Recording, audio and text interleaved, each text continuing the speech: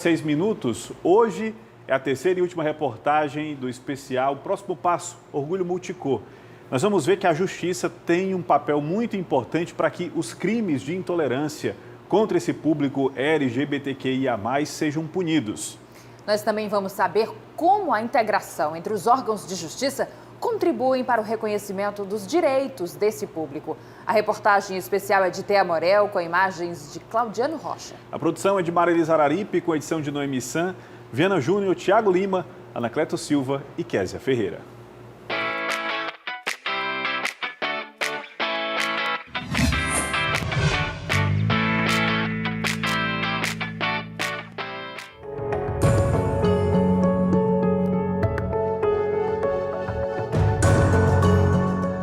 Nesta semana, o Ceará viu estarrecido mais uma transexual ser morta. O ódio que leva ao crime, a violência desmedida que desfigura e a morte não é novidade.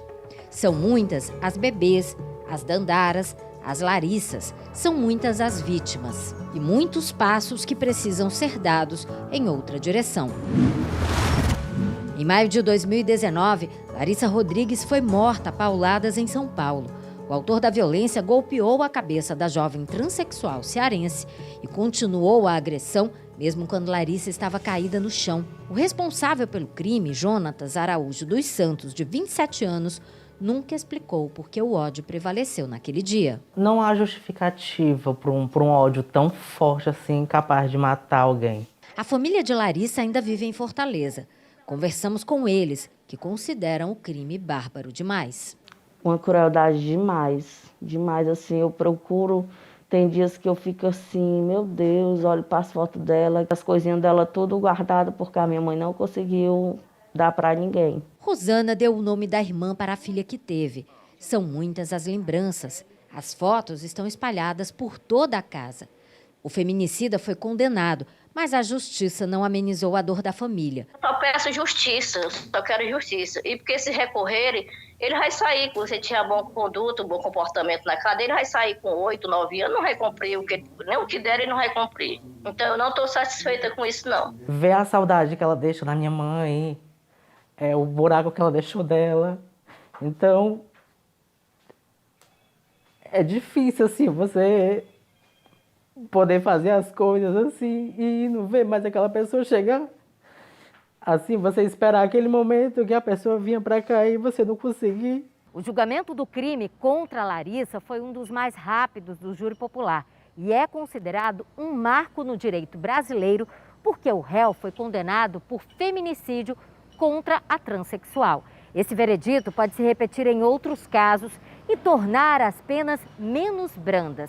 É um avanço, mas muita coisa ainda precisa mudar. Dados do dossiê de assassinatos e violência contra travestis e transexuais brasileiros apontam que o ano passado registrou um aumento na violência. Foram 175 casos de transfeminicídio no Brasil em 2020, enquanto houve 124 assassinatos desta natureza em 2019.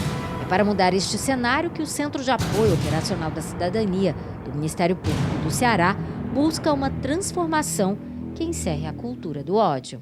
Nós precisamos, com isso, fazer uma transformação também no comportamento, na mentalidade, na cultura, inclusive afastando de forma definitiva a cultura da intolerância ou os comportamentos que podem levar ao ódio. O coordenador explica que as ações têm avançado cada vez mais. Nós temos internamente avançado no estímulo de que cada município tenha um fórum, um comitê em última análise, de enfrentamento e combate à LGBTQIA+ fobia.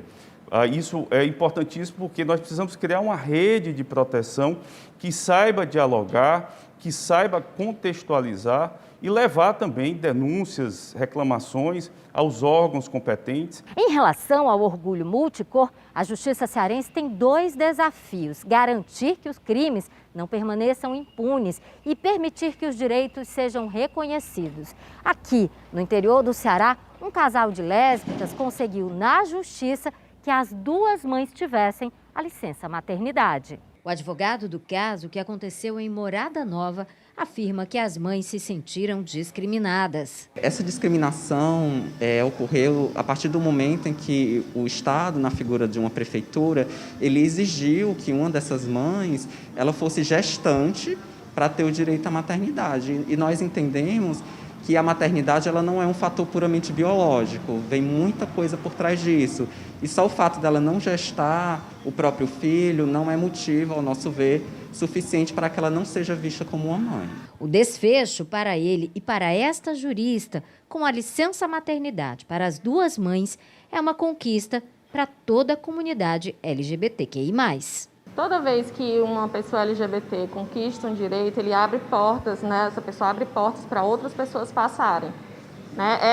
A gente nunca conseguiu direitos sem guerra, né? Então, esse direito das meninas abriu precedentes no Brasil inteiro para que outras mães também conseguissem essa dupla maternidade, também conseguissem essa dupla licença maternidade.